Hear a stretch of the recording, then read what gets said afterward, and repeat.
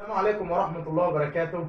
أعزائي المتابعين، جينا لكم بفيديو جديد وإكمالا للفيديوهات اللي كنا اتكلمنا فيها عن الإفراد الشرطي.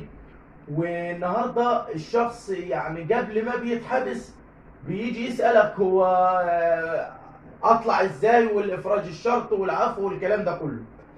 فإحنا يا جماعة قلنا إن المادة 450 كانت بتقول ان الافراج الشرطي له شروط، ولابد ان تتوفر الشروط عشان نقدر نستفيد من الافراج الشرطي.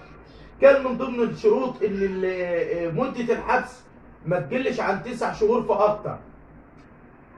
في حالات المؤبد لازم المتهم اللي هو محبوس يقضي 20 سنة على الاقل.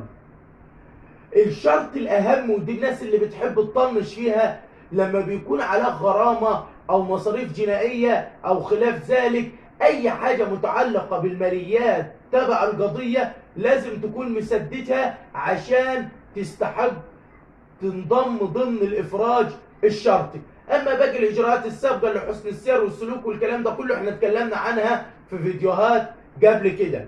يبقى النهارده عرفنا الافراج الشرطي العقوبه ما تقلش عن كام، وفي المؤبد ولا اعوذ بالله يقضي كام، وقلنا الحاجات اللي لازم تعملها عشان تستفيد وهي الالتزامات الماليه تؤديها.